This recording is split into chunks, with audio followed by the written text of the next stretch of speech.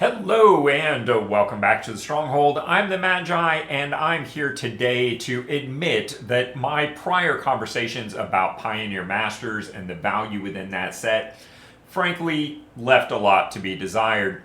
You see, it wasn't so much that what I said was wrong, it just barely scratched the surface. You see, the real value behind Pioneer Masters for us free-to-play and budget players comes in the form of rarity downgrades. A lot of the cards in Pioneer Masters that are at common and uncommon used to be uncommons and rares respectively, and that creates a lot of wildcard opportunity that we should be more aware of, and that's what we're going to talk about today.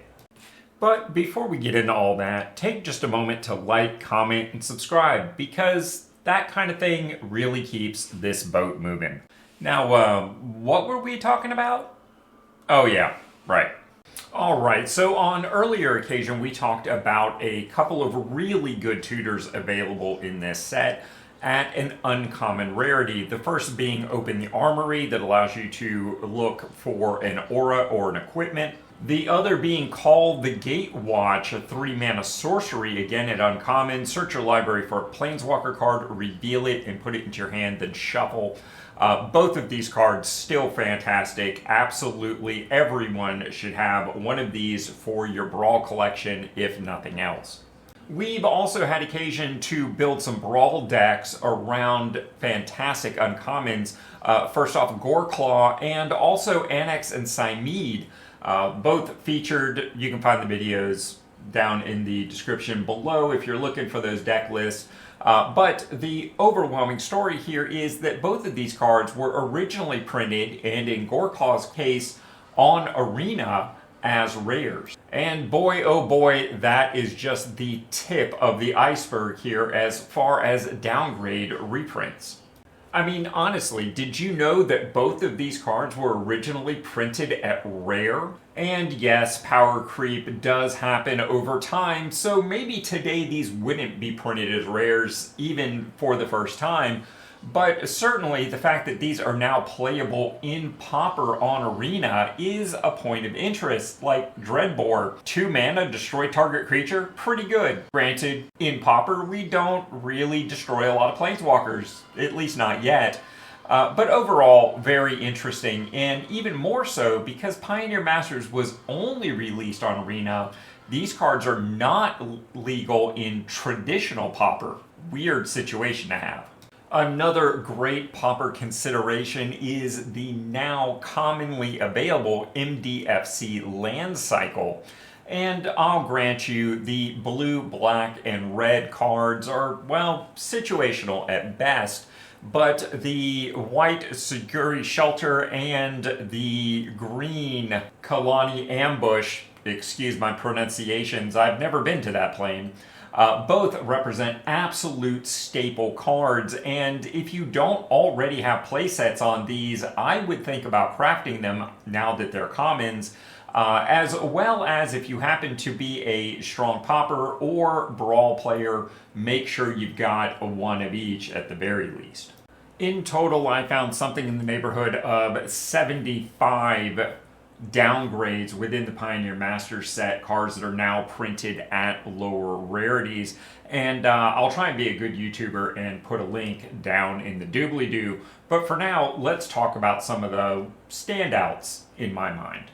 Alright, so first off, Hushwing Gryff jumps out to me, a 3-mana 2/1 flyer, also has flash, and it turns off your opponent's ETB triggers.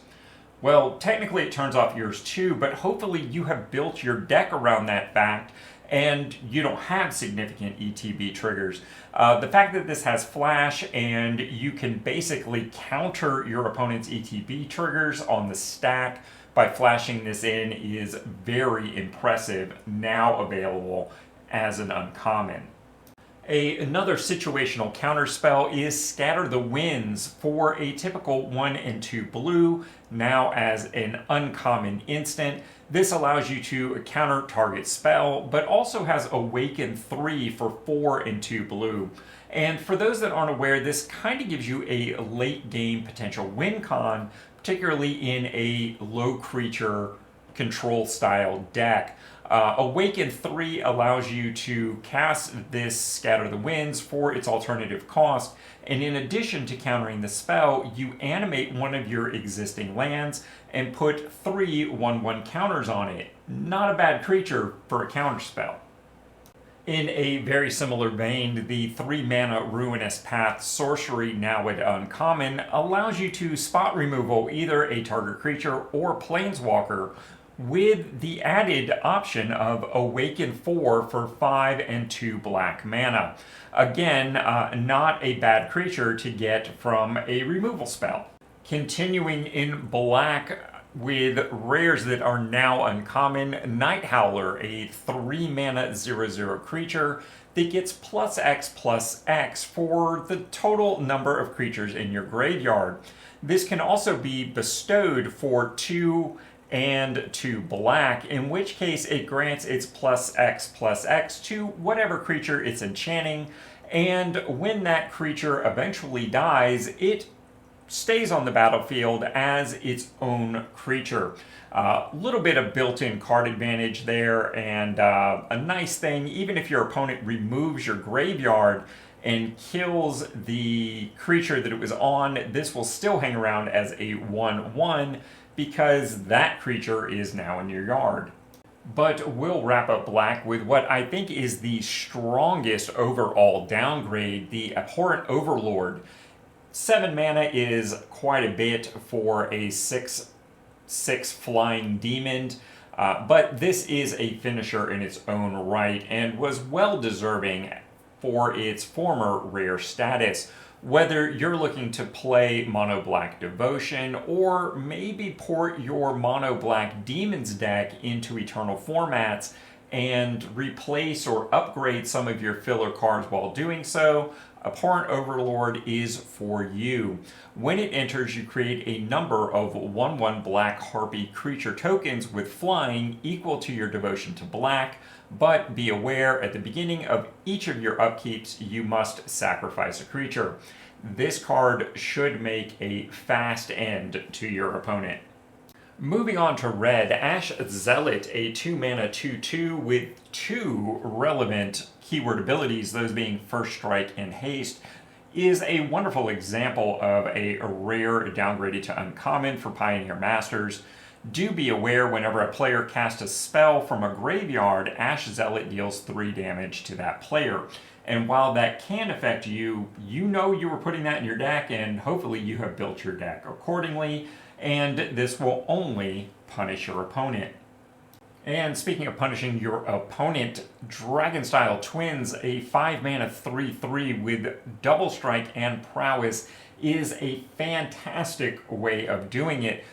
This card is nearly impossible, if not impractical, to block.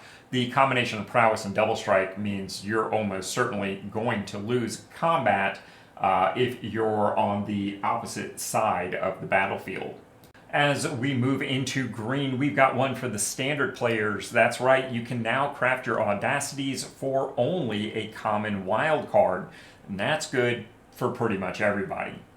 As we continue in green, the 3 mana Boon Satyr makes an impressive 4/2 enchantment creature that can, essentially attack if you cast it at the end of your opponent's turn right away. It also has a 5 mana Bestow, also at flash speed, that gives an enchanted creature +4/+2. That can be an impressive combat trick, to say the least. And we'll wrap up green with Honored Hydra. A 6 mana 6/6 with trample at an uncommon is really nothing to laugh at to start with.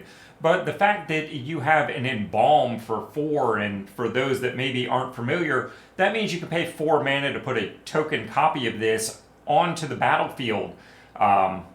6 mana trample 6/6 wasn't bad. A 4 mana 6/6 with trample is pretty darn good. And with this card, you get both. Nightveil Spectre, a 3 mana 2/3 evasive with flying, that whenever it deals combat damage to a player, that player exiles the top card of your library. You may play lands and cast spells from among cards exiled with Night Veil Spectre. Makes a pretty cute little way to, well, effectively steal your opponent's deck and play off the top of their library. Pretty nice. And last and arguably least, there's 3 members of the Oath of Planeswalker cycle here. For instance, we've got 3 mana Oath of Gideon. When it enters, create 2 1/1 core ally creature tokens, and a static ability of each Planeswalker you control enters with an additional loyalty type.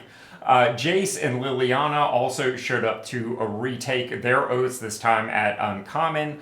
But the downside of these cards is, unless you're building a deck that's really built around Planeswalker interactions, they are a little less spectacular.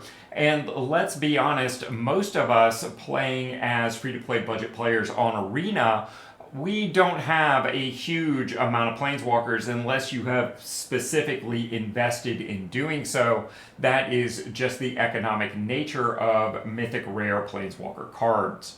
So there we go, guys. That's what's on my radar and what I think should be on yours. But this is your opportunity to get down in the comments and let me know what you think. What cards from this set are you adding to your collection? What did I miss? And what do you think about these picks?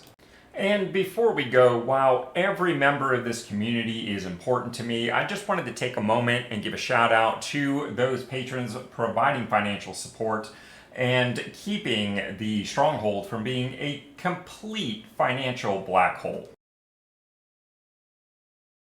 And of course, let me leave you with some suggestions for your next step here on the channel.